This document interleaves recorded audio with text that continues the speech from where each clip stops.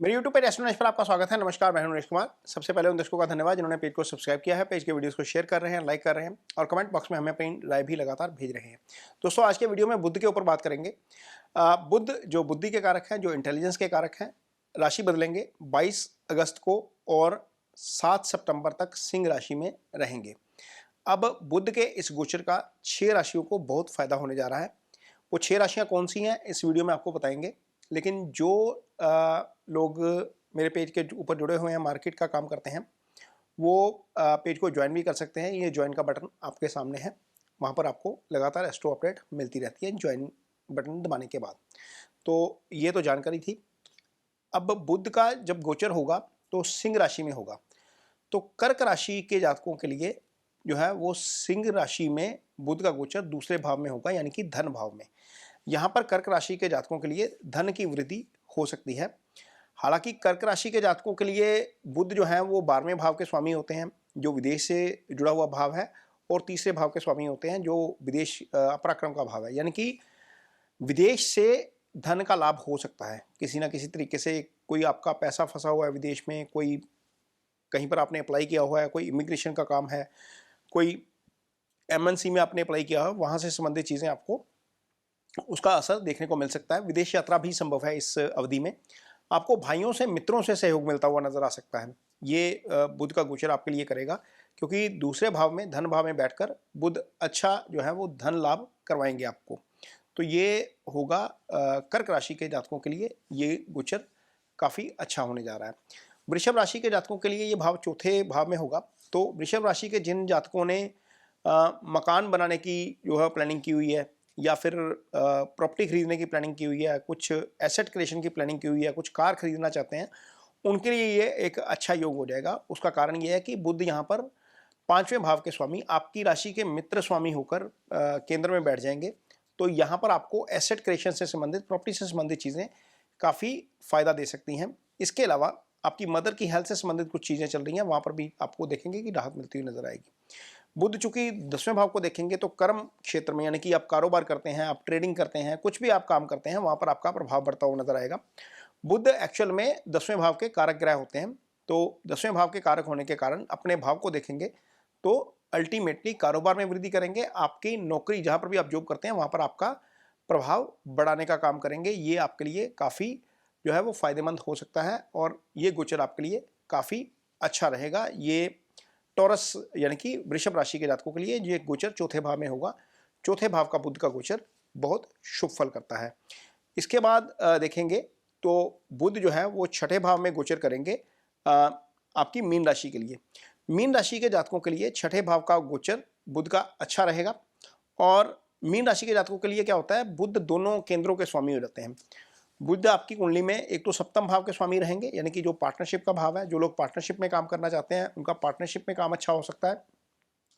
इसके अलावा कारोबार से संबंधित चीज़ें जो हैं वो अच्छी रहेंगी। उसका कारण यह है कि जो 7वां भाव होता है वो दशम से दशम होता है, यानी कि कर्म का एक वो भाव होता है। तो प्रॉपर्टी से संबंधित चीज़ें, रियल एस्टेट से संबंधित चीज़ें, आपके कारोबार से संबंधित चीज़ें, आपके लाइफ पार्टनर से संबंधित चीज़ें काफ़ी बेटर हो जानी चाहिए। यदि आपका कोई पुराना पैसा फंसा हुआ है तो वो पैसा भी वापस आ सकता है, क्योंकि छठा भाव कर्ज का भाव होता है। किसी के ऊपर पैसा कर्ज चढ़ा हुआ है तो कर्ज से संबंधित चीज़ें भी जो है वो ठीक हो सकती हैं। विदेश से फ़ायदा आपको डेफिनेटली हो सकता है इस अवधि के दौरान, क्योंकि 12वें भाव के ऊपर जो है वो बुध की दृष्टि रहेगी। जो लोग ट्रेडिंग करते हैं उनको ट्रेडिंग में भी लाभ मिल सकता है इस अवधि के दौरान।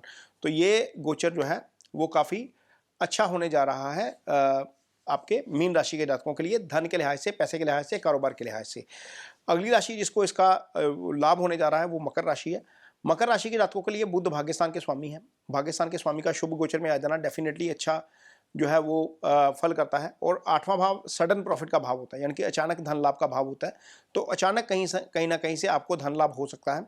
और बुध यहाँ पर बैठेंगे तो दूसरे भाव को देखेंगे, धन का भाव है वो। तो धन भाव के ऊपर बुध की दृष्टि, भाग्यस्थान का स्वामी धन भाव को देखेगा। अष्टम में बैठा है, छुपा धन का वो भाव होता है। तो छुपा धन यानी कि अचानक से मिलने वाला धन, और अध्यात्म की तरफ ये आपको समय आप लेके जाएगा, क्योंकि 9वां भाव अध्यात्म से भी जुड़ा होता है। कुछ धार्मिक यात्रा भी संभव है इस दौरान। तो ये आपके लिए अच्छा रहेगा। और जिनकी कुंडली में इस राशि के जितने भी जातक हैं जिनके ऊपर कोई कर्ज की स्थिति है या कोई बीमारी की स्थिति है, वहाँ पर भी आप देखेंगे कि राहत मिलती हुई नजर आएगी, क्योंकि छठे भाव के स्वामी भी बनते हैं बुध आपके लिए। तो कोई कोर्ट केस है वहाँ पर भी आप देखिएगा कि राहत मिलती हुई आपको नजर आ सकती है। ये रहेगा मकर राशि के जातकों के लिए बुध के गोचर का प्रभाव। और आगे यदि हम देखते हैं तो वृश्चिक राशि के जातकों के लिए यदि हम देखेंगे तो ये गोचर 10वें भाव में आ जाएगा। तो कर्म भाव में बुध का गोचर यानी कि कारोबार में वृद्धि करेगा। सबसे पहले कोई एसेट क्रिएशन यहाँ पर करवा सकता है। यदि आप प्लॉट खरीदने की प्लानिंग कर रहे हैं, कोई प्रॉपर्टी खरीदने की प्लानिंग कर रहे हैं, कुछ फ्लैट लेने की प्लानिंग कर रहे हैं, कार खरीदने की प्लानिंग कर रहे हैं, तो वहाँ पर आप ये देखेंगे कि ये एग्जीक्यूशन होती हुई आपको नज़र आ सकती है।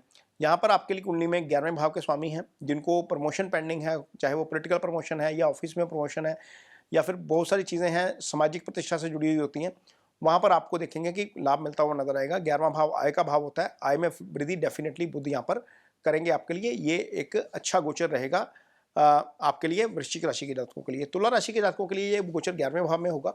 तुला राशि के जातकों को जो है वो संतान पक्ष से फायदा मिलता हुआ नजर आ सकता है। यदि आपकी संतान छोटी है तो आप देखेंगे कि कुछ ना कुछ अचीवमेंट हो सकती है।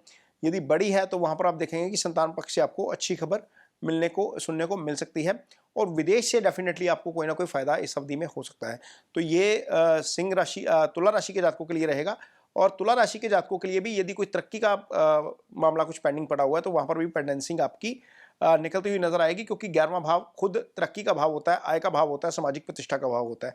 तो यहाँ पर बुध का गोचर आपके लिए डेफिनेटली अच्छे फल करके जाएगा। ये 6 राशियां हैं जिनके लिए बुध जो है इस गोचर के दौरान, सिंह राशि के गोचर के दौरान डेफिनेटली काफ़ी अच्छा फायदा जो है वो करके जाएंगे। जिनकी कुंडली में बुध की स्थिति कमजोर है उनको 2 काम करने चाहिए। बुध ग्रीनरी के कारक है, एक पेड़ लगा दीजिए। एक पेड़ लगाकर जितना उसकी सेवा करेंगे उतना आपका बुध अच्छा होता जाएगा। अब देखिए विदेश में हर घर के बाहर एक पेड़ होता है। ग्रीनरी यहाँ पर वहाँ पर ज़्यादा रहती है, इसलिए वहाँ पर प्रोस्पेरिटी भी ज़्यादा आती है। बुध एकेडमिक एजुकेशन के कारक हैं। किसी एक बच्चे की हेल्प जरूर करिए एजुकेशन में। वो हेल्प आपकी एक पेंसिल के रूप में हो सकती है, स्टेशनरी के रूप में हो सकती है, ट्यूशन फीस के रूप में हो सकती है, स्कूल यूनिफॉर्म के रूप में हो सकती है, स्कूल बैग के रूप में हो सकती है। ये 2 रेमेडीज बुध की अच्छी हैं।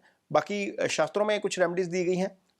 ओम बम बुद्धाय नमः का जप दिया गया है। हरी चीज़ों का दान बताया गया है। मूंग की दाल होती है हरी वाली, वो दान आप कर सकते हैं यदि आपकी बुध की स्थिति कमजोर है।